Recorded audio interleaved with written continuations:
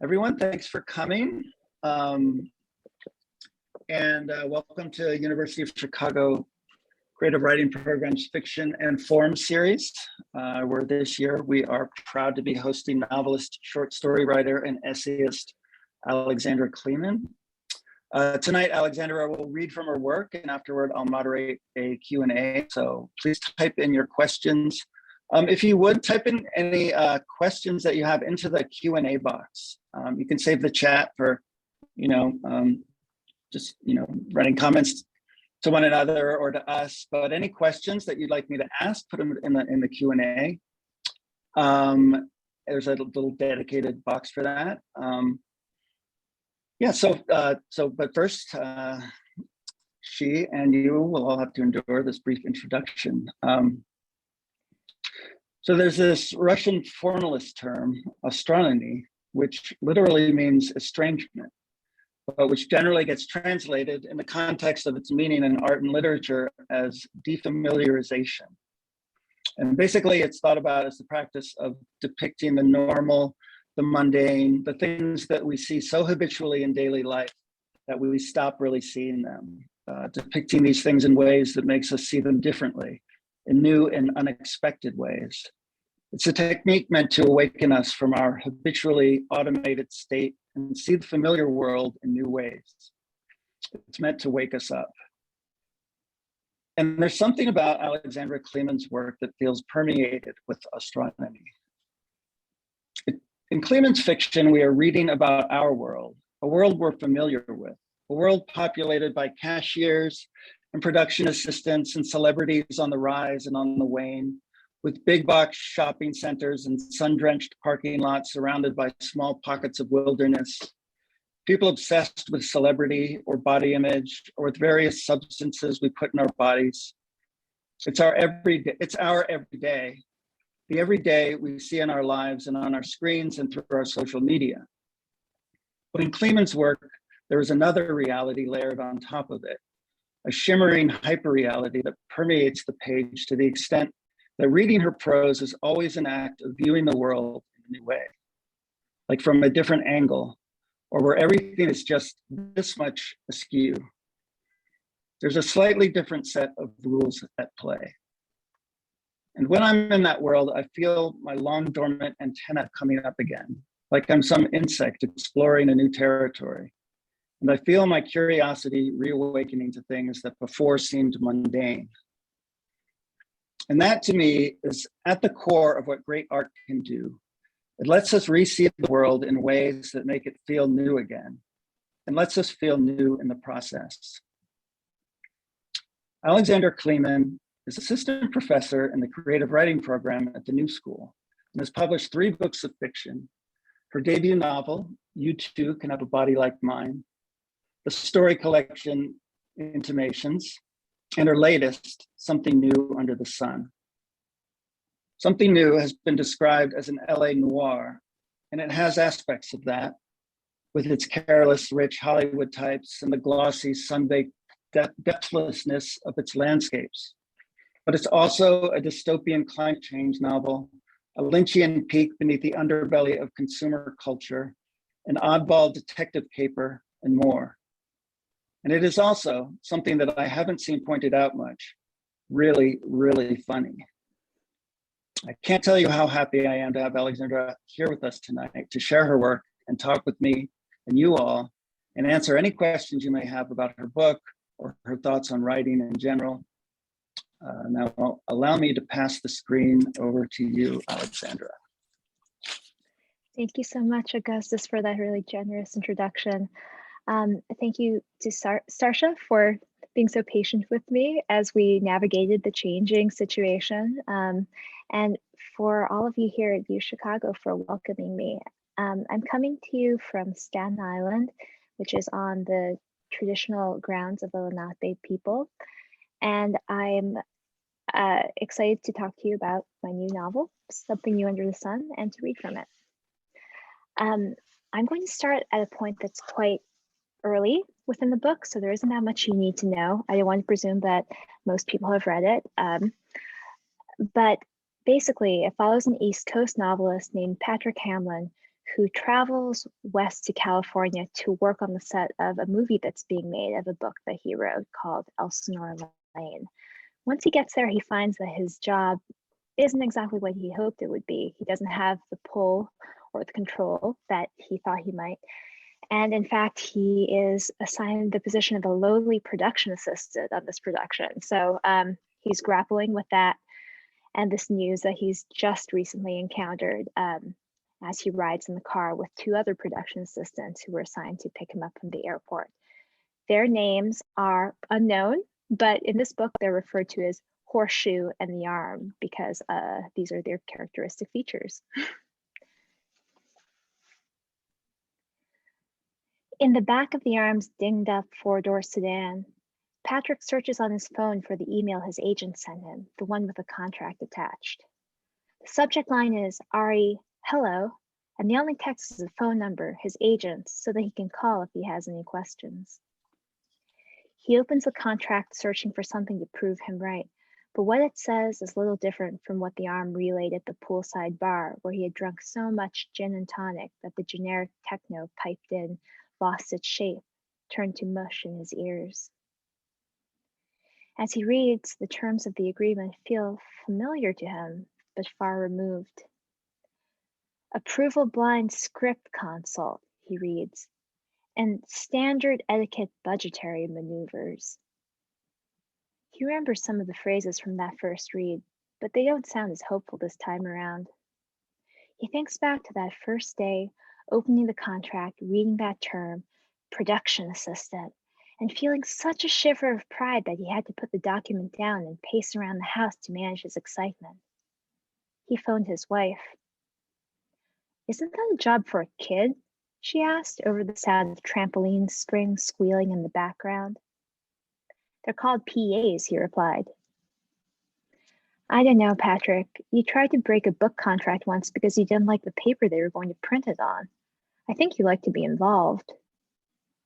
That's what I'm saying, said Patrick. They want me involved. On set.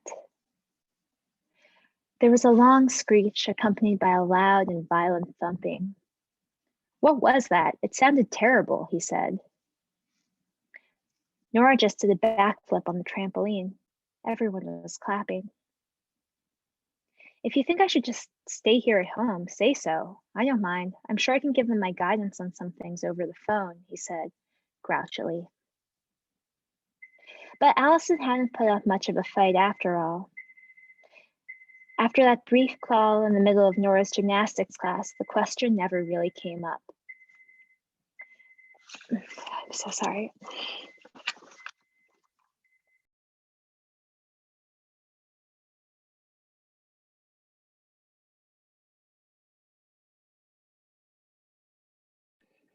I don't want you to hear emergency signals through this whole reading. Patrick had signed the contract, and Nora had learned how to do her backflip on the springy, ultramarine blue tumbling floor.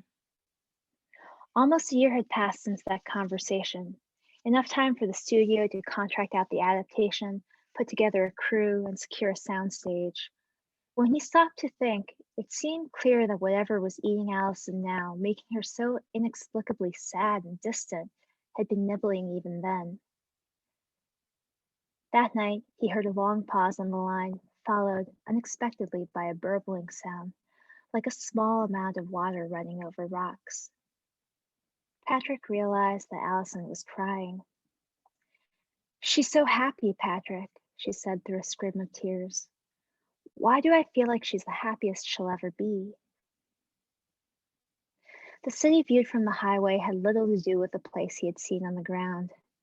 It resembles an old photograph, colors faded, with a swath of flat gray rooftops close to the highway, a sea of smaller homes and buildings with reddish, quirkily tiled roofs in the middle ground. The smooth, synthetic edge of the seatbelt digs gently against Patrick's throat as he plugs Cassidy Carter's name into the search field and discovers, to his surprise, that she's starred in over 20 movies, many so famous that he recognizes their titles, though he's never actually seen any of them. He learns that she has a daughter named Juno and a father who used to sell farm equipment. He learns that she was paid $195,000 per episode of Cassie Keene, Kid Detective, which made her the world's highest paid child star until the end of the show's 5-season run. There's a photo of her from a profile published to coincide with the finale. She's dressed as a sexy Sherlock Holmes, lounging on a gigantic red velvet question mark. Who killed Cassie Keene? The headline reads. It was Miss Carter in the studio loft with a hot new film career.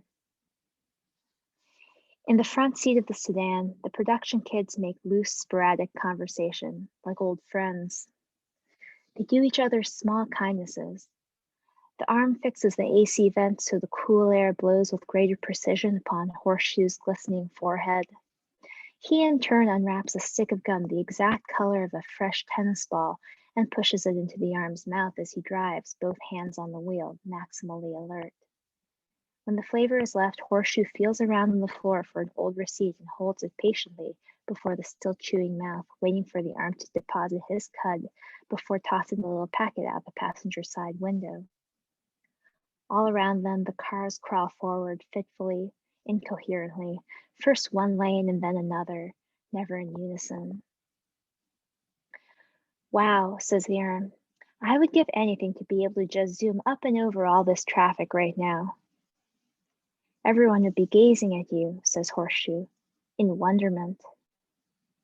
Remember that scene from Back to the Future Part 2 where Doc shows up in the DeLorean and then it lifts off from the ground like a spaceship and the wheels retract and it jets off into the future? They would be taking videos on their phones, selling them to TMZ, buying Kawasaki motorcycles and vacation packages to Los Cabos, statues of lions and horses for their backyards, etc. Horseshoe lights a cigarette and sticks his arm out an open window and into the sunshine.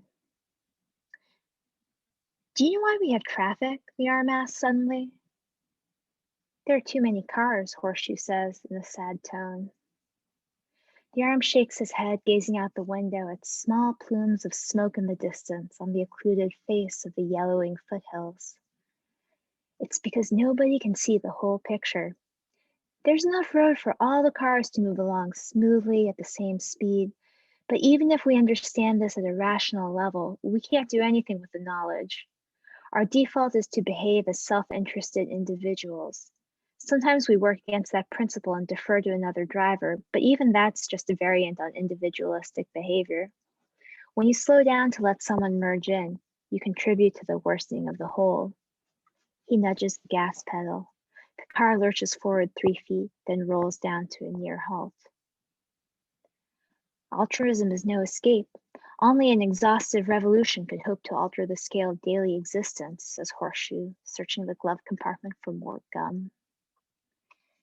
Sometimes there are crashes, fender benders, people lose their lives, says the arm thoughtfully. The victims long for a better world, a world in which cars pass serenely in discrete space and all conflicts are indefinitely deferred. A car crash challenges scale directly. Self-driving cars were the industry's answer to that challenge, but the average person would rather retain control than take on a statistically smaller risk governed by the probabilistic other. He puts on his signal and lurches suddenly, violently into the right lane, the sound of horns swarming around them. People don't want to place their trust in their vehicle. They want the sensation of silky, effortless agency. To go from one stage to another requires passage through an ungainly middle space. In this middle, human-driven cars crash into computer-driven cars crash into human-driven cars. Either way, they kill the humans inside. When change happens, we want it to happen all at once. In transit, there's catastrophe. Catastrophe is incomplete change, says Horseshoe casually, fishing a cigarette out of the pack. Patrick is texting Allison. Almost at the hotel. California is paradise. These guys from the film company are genuine West Coast stoners. Call you when I'm finally alone. He looks up from his phone, eavesdrops on the conversation for a second, and looks back down. He searches Cassie Carter net worth, then Cassie Carter arrests. He feels oddly unable for some reason to interpret the results. Is $850K a lot of money? Is 3 a lot of arrests? Between the lurching movement of the vehicle and the impassivity of the hills in the distance, he feels a little like he's out to sea, bobbing in a lifeboat as his body bakes beneath the heavy sun. I wrote a script in college about an alien invasion, the arm says. Small, crab-like creatures attached to the neural centers of cheerleaders. It begins as a slasher flick. People die in creative and ironic ways. But when the takeover is complete, it becomes a quiet, peaceful sort of thing. Then it's a movie for the aliens, full of colors, lights, moving shapes, and warm, buzzing sounds. But as soon as a single human being is alive, its genre is horror. Is your script any good? Horseshoe asks. It wasn't. I could see it getting made. Elle Fanning is the last girl. Tessa Thompson is a brilliant, corrupt scientist. Thanks, man. It means a lot to me to hear that, says the arm. You gotta have faith. That's why we make such heavy sacrifices, man, because we have faith in the art form, in the product, in the industry. It's the machinery of dreams.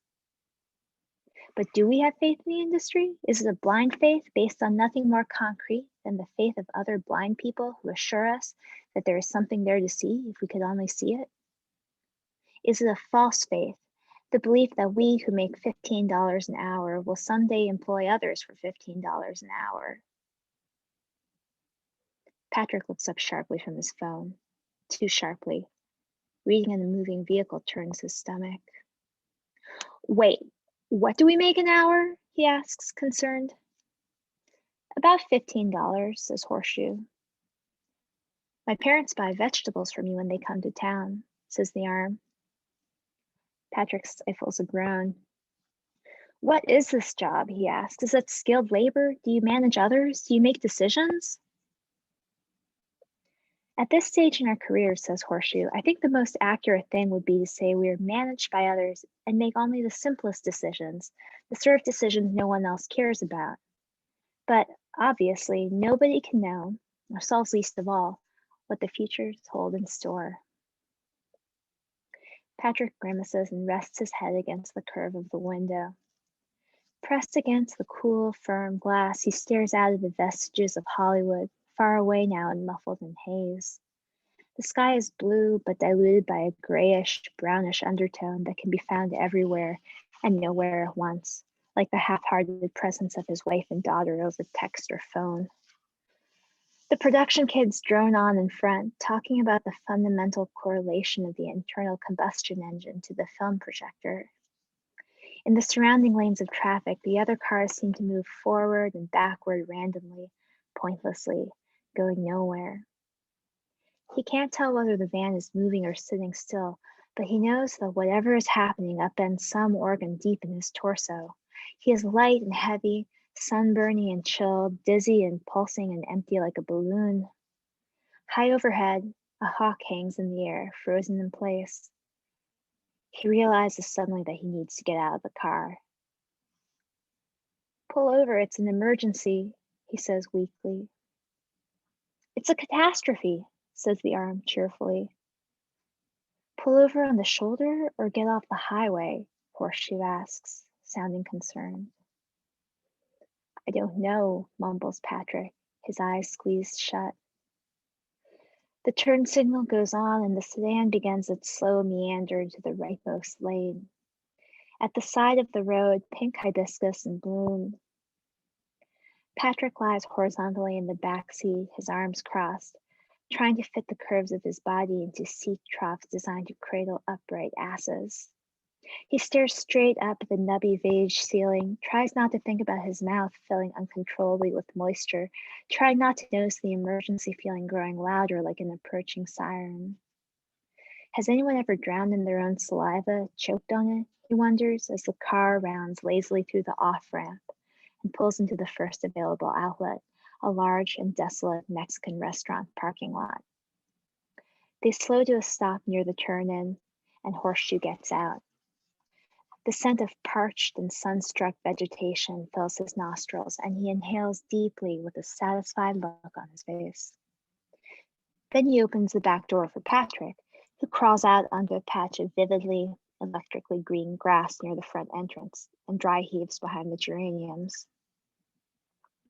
You should do child's pose, says Horseshoe, stubbing out his cigarette and lighting another. You should try chewing on something tough and low calorie, says the arm thoughtfully. Maybe a twig. As the kids loom above him, smoking, Patrick pulls himself into fetal position on the ground. He wraps his arm tight around his middle-aged knees and tucks his head in, closes his eyes. It smells like mulch and quesadilla and the clean, dry odor of the prickly lawn. He rocks gently back and forth. The sun has started to set and the brownish tinge takes fire, igniting reds and oranges and pinks that defy summarization. The beauty of a sunset comes from the distance the light must travel in order to reach the eye of the one observing it. The greater the distance, the more encounters the light has with air particles scattering and shifting the wavelength away from the familiar blue and toward exotic, desirable colors. When the breeze blows in just the right direction, Patrick can smell the scent of flowers. Detergent from a laundromat across the street. Tapping their cigarette ash out onto the concrete below, the production kids stare into the sunset, squinting, shielding their eyes. They watch the indescribable colors burn over the sky, not even trying to describe them.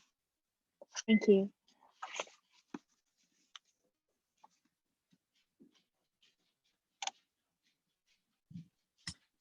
That was fantastic. Thank you, Alexandra. I love Arm and Horseshoe. I think they're just such a great, weird pair. They're such a unit. And they kind of bring me to my first question that I'll ask you. And while I'm asking and while Alexandra is speaking to it, please do type your questions into the Q&A, and I will pass them on to Alexandra. But there's a way that they talk with each other, and none of the other characters in the novel speak like that or speak to each other like that. And it couldn't exist in our world. People don't talk like that, and you couldn't plop it into another, realist novel. People don't talk like that, but you make it work in this. Like, these characters very much can and do exist in Something New Under the Sun. And I think it has something to do with that idea that I introduced you with of defamiliarization and creating a world that's just slightly askew, where everything is kind of new and different. And I'm wondering if that whole process and that idea of defamiliarization, if it's something that you're conscious of when you are writing, if you've thought about it, and if so, like, how do you think about it within your work? That's such a great question, and thank you so much. I loved your introduction, because the idea of estranging the world, estranging the world is something that's always been really important to me. Before I even knew why I was doing it, I loved the sort of burst of novelty and liveliness it gave to my life outside the book when I encountered it in this stranger and activated form in the book. I think that literature is this really amazing tool for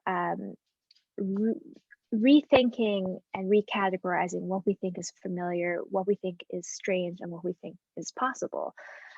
We all enter a book in some ways as a person who brings a certain knowledge about the world to it, but also as a person who behaves like a dreamer, waking into a world that they can't necessarily assume anything about. That's part of why I think so much of our craft that we talk about in creative writing classrooms and workshops has to do with giving that world to the viewer. But you can also give that world, a recognizable world, to the viewer in a way that makes it strange. And so here, there were several things that I wanted to make strange. And one of those things, I think, was the sort of normal and overly habituated way that we look at a lot of our lifestyle, our patterns of consumption, the way that we use gasoline to get, not even effortlessly, not even all that quickly, from place to place. There's a whole substructure to our experience that is ballasted by the consumption of resources, the use of resources. And that's not to say we can never live without resources, but to become aware of that makes you sensitized, I think, to the way in which your life interacts with the materiality of the world. And that's something that,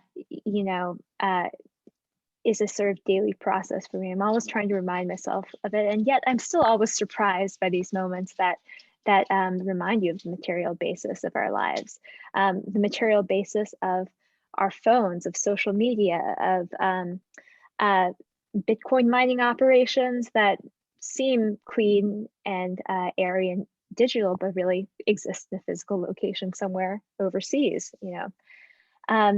So I think that the way that fiction intervenes with the visible and the invisible has always been sort of an interest to me. Yeah, there's a great interplay in your work, and it's evident in the very beginning, maybe a little before what you read, about the interplay between what's there physically and what's mediated. We begin with an image on an iPhone of well, you don't even see who's what. We don't even know who's watching the image or whose perspective it is. We just get an image of this young woman, the celebrity, having a meltdown, on a YouTube channel, and it's being, mediated through this iPhone, and then mediated again through, we realize it's the perspective of Patrick, who becomes one of our central characters. And we I think our first impression of Cassidy is, of one of caricature, one of like image. She's like a celebrity having a TMZ meltdown. And then, and it's filtered through Patrick, and he has all these ideas about like feminine anger and all of this stuff that we're kind of going along with. And then we meet her, and, her reality is, like, she totally subverts every like idea that we had about her. She quickly became one of my favorite characters in literature. Recent literature that I've read. How did like she evolve in your mind, and was she based on anybody, or like originally? I know they all kind of evolved into their own person, but into their own thing. Yeah. Well, one thing I'm interested in is like, what constitutes an encounter with a person or the world or something? We have so many interactions with people and with the world that don't occur at a level of awareness or a level of depth where we could have our assumptions about them fundamentally unsettled, So the way that Patrick first encounters Cassidy in this video is so heavily mediated. It's inside a bubble, inside a bubble, inside a bubble. And he, over the course of the novel, I think, sheds some layers of that and is able to see Cassidy a little bit more as the complicated person that she is.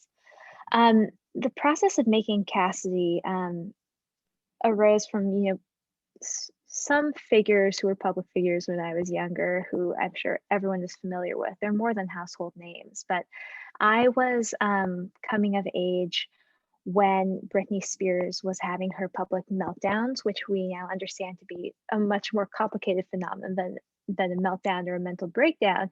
We can now look at those experiences of her shaving her head or attacking a paparazzi who's been trailing her through who knows how many successive stops, as in a more sympathetic light, as a person who's under the pressure of an extraordinary gaze, like an ultra public gaze and a public appetite for their happenings and their interiority, But when I was younger, I didn't have that angle onto it. I remember watching Lindsay Lohan and Britney Spears.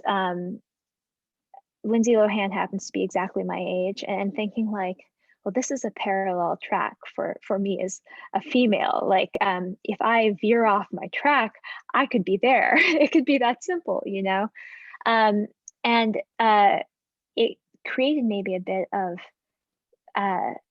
fear about my own femininity, my own gender identity as one that has been given to me as something with an element of chaos that's possible at its center. So it's been years sort of unpacking that and disassembling that, and coming to think about how enmeshed we all are in these systems that contribute to and nourish and produce our own behavior. So a lot of what I wanted to do was start from an image like that and then expand it. See, if I throw in this thing that I've recently discovered in my own brainstorming about Cassie's life, how does it change my apprehension of that first moment, and let a sort of like preponderance of evidence begin to shift that.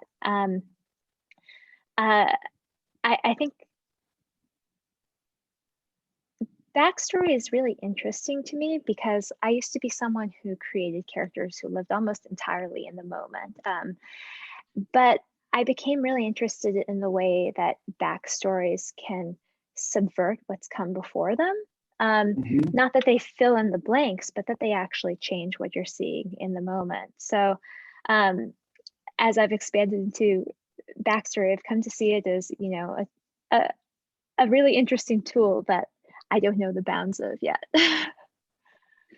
No, it's remarkable what happens in my experience of reading her and my own understanding of her and appreciation of her. And I remember exactly when her backstory comes in, and you're right, that's like everything. It really kind of,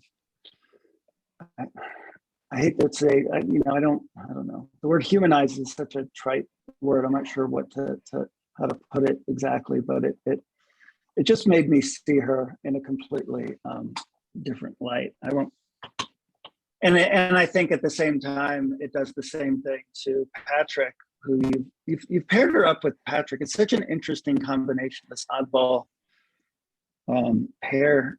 You know, Patrick is also great. He's this kind of, you know, mid-career novelist who's a little unhappy with his job, and he comes out to LA with kind of wide eyes and this sense of, you know, he's kind of entitled and feels very important within this kind of the industry, and that he's got a lot to offer. And he soon finds out that like nobody wants anything of what he has to offer, and he's kind of, you know, he's kind of schlubby and gormless in this way. And I really got to enjoy watching you put him into these excruciating situations where it was just like his level of I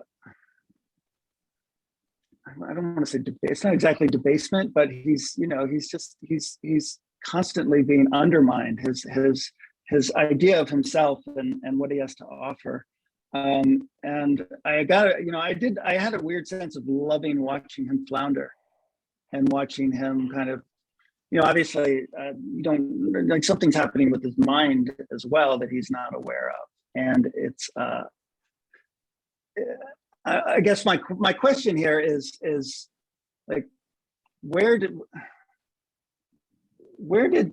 Patrick come from? And I'm wondering if you had fun. It felt like you had a lot of fun writing him, and putting him in these situations that just for me felt so deliciously excruciating to witness and endure through him. Yeah, maybe there's a little bit of you know, what's a lighter word than sadism in there, but like Yeah. I think it's interesting to make a character that has a piece of you in them and then put them into a very uncomfortable situation and let it stew. Like that's sort of a feature of a lot of literature that I enjoy. But also I think that it was appropriate to Patrick's journey through here, because he's someone who I think has gone through life with a lot of unquestioned assumptions about what's greatness, what's goodness, what's real in his life, what constitutes a meaningful way to relate to someone else. Like, should that be a gaze of admiration, or is there something that's actually more sort of substantial and not unfolding in the language of admiration or respect or any of these sort of terms that he's naturally hungering for? I know that I've heard some writers or teachers advise other writers not to make their character a writer. And I can see why. Like, there's a way in which a writer character can feel pretty insular, I think, and like their struggles can be too recognizable or too embarrassing for a writer like me to read. But I wanted it because on the one hand, what I'm so fascinated about Hollywood is the way that stories and projects and ideas are viewed with such plasticity in mind. You know, anything about a story or a character or any element of it can be changed in the mind of a producer or another writer. And it's a very exciting, kind of ambitious and energetic way to think about narrative. But I also struggle with the part of me as a novelist that wants to go, well, of course, his first memory was of an earthquake because it just was, you know, and it doesn't have to work in some larger sense or do any more work than that. But in thinking about making Patrick, right, like I don't know how much he seems similar to me, but he was kind of an experiment too in chipping a couple pieces off my own experience and letting something grow around that. I don't know if I should say which, but a couple elements of his backstory come just directly from my life, and they aren't things that necessarily would seem to characterize me. They might be a better fit for someone like Patrick, but like, for example, the memory of watching TV with his father, that is an experience that I've had. The way that we can sit near someone and triangulate our relationship to them by how they seem to be viewing the same thing, but there's still like a deep mysteriousness and an uncommunicated element kind of at the heart of that. And I think that when I take that into Patrick's world, and I play out how that experience might have mattered to him differently from how it mattered to me, I start thinking about, well, he's reacting against a kind of smallness that he didn't really understand. He didn't understand what was passing between him and his father, then he couldn't have, but he still wants to move away from it. And in not pinpointing it exactly, he's moving away from it in a direction that is actually probably detrimental to his bonds with his family. I wish I were a whole cloth fiction writer, but there's always something that I've that originates within me that I use as a starting point. And it's fun to start with yourself and then move a couple steps away. Yeah, I mean, I'm actually slightly surprised that any part of Patrick comes from you, although I have to admit I saw myself in him in some aspects, and that's kind of what made it so delightful and excruciating at the same time to watch the paces you kind of put him through. It's a great, just reading him and watching his arc is something I had a lot of fun with. And you can sometimes feel when a writer has a lot of fun writing through a certain character, and it felt like that with Patrick. I have a question from Daniel. He says, hi there. In an interview I read, Alexandra noted, quote, I've been wondering about how the realist novel directs our attention to some parts of reality and not others. The question is, I was curious how this might apply to more a more speculative / supernatural novel that aims to have realist characters and conflicts? Good question. That's a really great question, Daniel.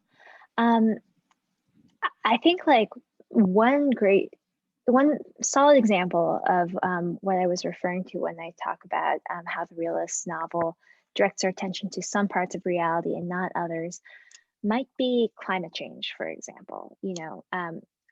Every novel written within, let's say, the last decade or 2 decades was written by someone who's probably aware of the term of climate change and more than likely in our literary world believes in its existence. But how many of those books mention the term climate change? How many of them have climate change built into the weather when it's described, or a view of the landscape when it's described? In what way is this thing which we recognize to be real sort of circulating around our world woven into the story? Is it there in the background, or is it something that doesn't seem like it intersects with the characters at all? So we feel that the story is complete while leaving invisible. And, I think every story is, it's partial. You cannot capture the whole world, which is the fun of the world. So you're always cookie cuttering a piece out of it. But where are you going to place your cookie cutter, and what's important to you in that story, and what's important to give a presence to within your work, I think is a question every writer has to ask themselves. When you add a speculative or supernatural element, it's interesting because suddenly you have to do active world building in the zone that you've speculated in, so you can give it the infrastructure that makes it feel real and knits it into a world that might be more or less real depending on your tastes. And I think that a lot of times when you do that, something else falls out of the view because you're concentrating your energies on one particular part of the speculative landscape. So that if you look at most dystopia novels, the dystopia is arranged around one set of societal factors. And even as we focus on racial disparity and racial injustice, we may see economic injustice sort of backgrounded as we look at that. I think that there is no completely even-handed approach to reality. We're all generating a representation of the world and doing it in a way that hopefully reflects our values. But we can also feed into this process by asking ourselves, which values do we think we need to have to take account of and start building more actively into the way we drive our story,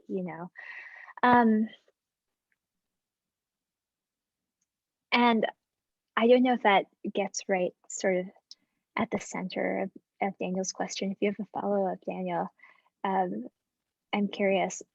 I think like one tricky thing also about doing this is sometimes realist novels have a certain texture, like a grain, like they're like a leather-bound book. There's something intricate and pleasurable about being in the realist novel space.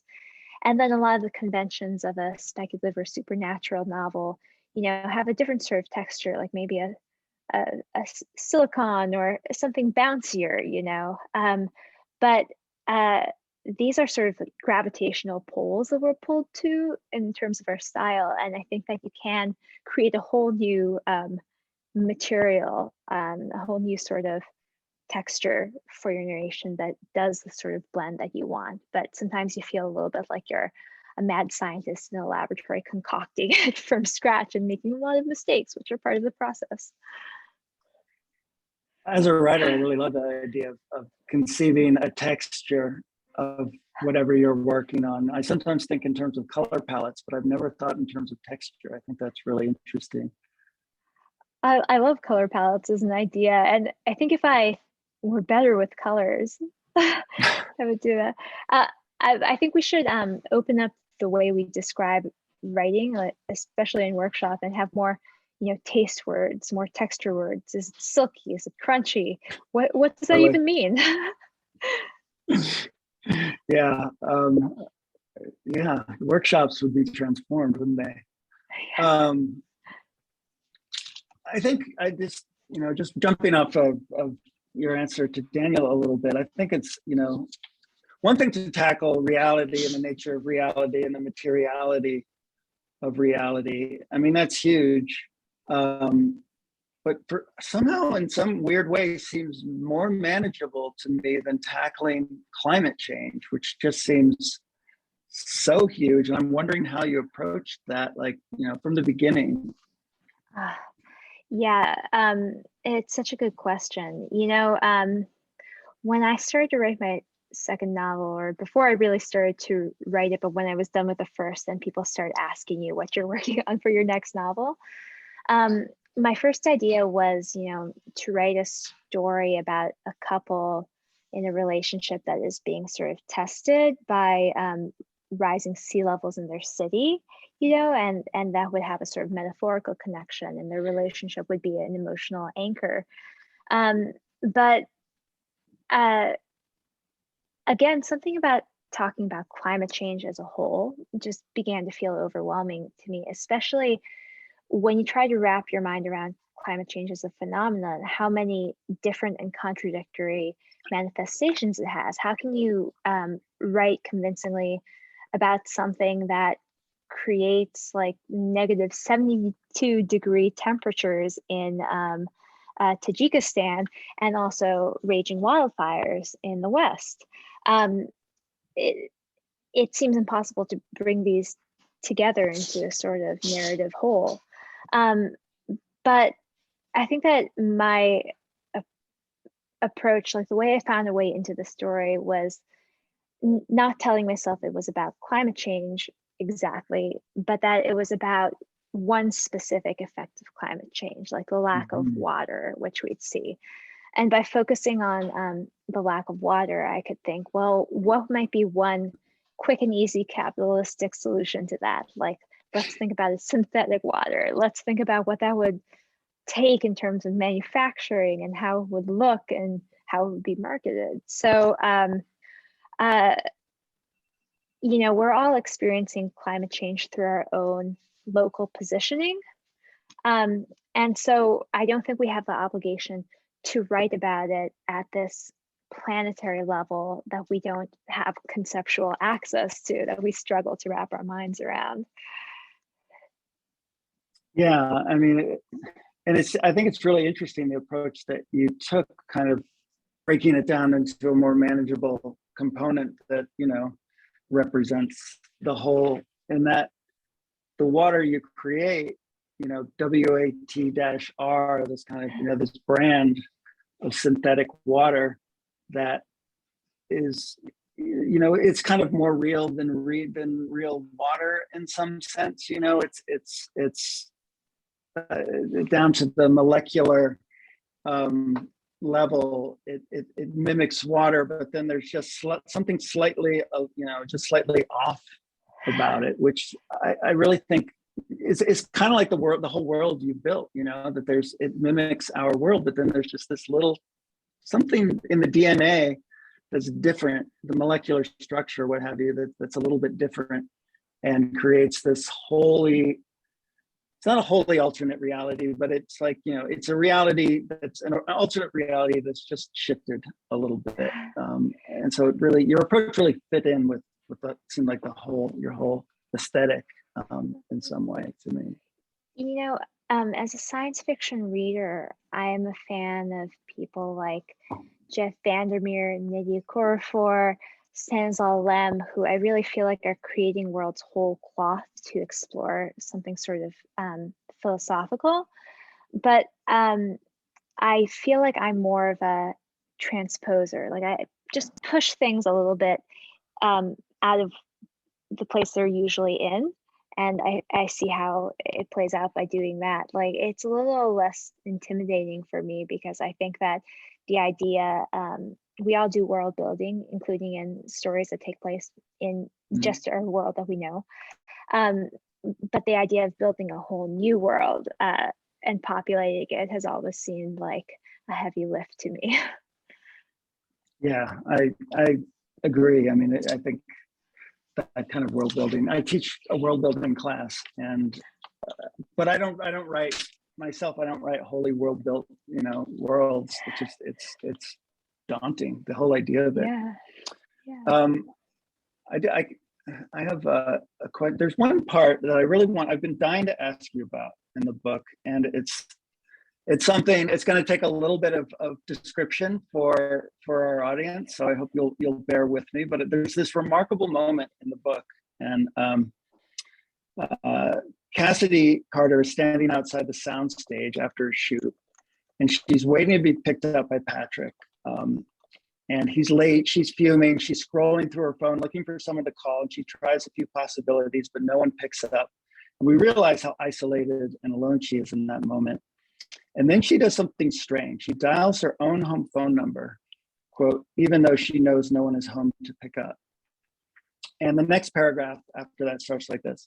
36 miles away, the phones ring in 7 different rooms of Cassidy Carter's 7-bedroom, 8-bathroom home, sitting unattended on its 3.1 or 1.3 acre lot, baking under the late afternoon sun. As the temperature climbs, the central cooling comes on automatically, pushing new smelling air through shiny gold vents. And it goes on. I unfortunately don't have time to read the rest because it's like, maybe page and a half of description, but we go through the many empty rooms of her house. We linger on all these machines that are just kind of there doing their things in this empty space. There's a refrigerator making ice cubes and a water cooler, all these wonderful sounds that the machines make, a radio playing to no one. And then we kind of move outside of the patio and the surrounding dried brush, and finally onto this form of this panting, dying coyote. And it's such a surprising moment. Like it's something that I associate with film. It's like these kind of tracking shots or static shots. There's a Japanese director, Ozu, is famous for what are called pillow shots, with these just kind of, he'll end a scene with this static shot of like laundry drying or something like that. I don't think I've ever seen it in a novel, but it's that, we completely leave the perspective of our perspective character and just kind of range over this empty space where machines are just doing their thing. The lighting is kind of all weird and off. And then of course there's this, this dying coyote on the ground, where it ends. And it does feel like a tracking shot in a sense. And I'm just wondering, like, where that came from, if you can speak to that, and like if you had a specific intent there, or if there was anything informing that, or it's just such a remarkable moment. Oh, thank you. Yeah, I think tracking shot is the exact right word for it. Like, I was thinking a lot about where my camera, the camera that is my narrative eye, is placed, because even with an omniscient narrator that can go anywhere, it's never omnipresent. It's never everywhere at once. So I really wanted to take advantage of being in the third person, which was a new mode for me, and take my camera places where there were no humans present. Because originally, like, a yearning I had for this book was for it to have a much higher share handed over to the environment, to non-humans, to that other world that doesn't speak or use language or exchange things with money, But it turned out to be a big challenge because we rely on humans to do basically everything in our fiction. And their actions, their gestures and exchanges are still the most sort of fascinating, compelling thing to us at some level. So movement was key in making it feel like the reader was not completely bogged down. Even with the movement, I feel like it's probably not some reader's favorite part. But to trace like a trail through an empty house, to see what your devices are doing, how much energy they're using, how they're maintaining a perfect environment for you even when you're not there. and then eventually to go outside and to see this coyote, which not to give too much away, but the water that everyone is drinking, it's not exactly like water, as Augustus mentioned, and it is sort of building up in bodies to create a toxic or almost hallucinogenic effect. People are experiencing a public health pandemic as a result of it. So there, part of my question is, what do we miss out on by fixing our eyes so rigidly on the human world? In the environment, there are cues to changes that are going on that will affect our lives, will intrude and interrupt our lives.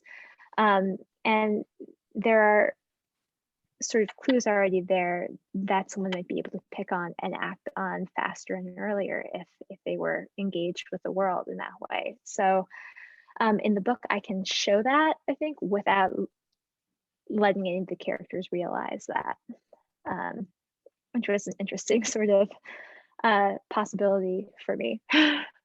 Yeah, and to me, it was also a sort of eerie window into what the world will look like when humans are gone and the machines still running and still doing their thing, and that weird lighting. Unfortunately, that's where we'll have to end it, on that image, even though I know you it may not be the favorite of some readers, but it was my favorite moment in a book that I just was full of wonderful moments. I really love this book. And I thank you so much for coming and joining us and talking with me, and it's been a real pleasure. Thank you. It's such a pleasure for me. Thank you so much. Thanks for having me, and hope you all have a good night. Yes, thank you everybody for coming, and I will see you around. Thank you, everyone. Bye. Thank you.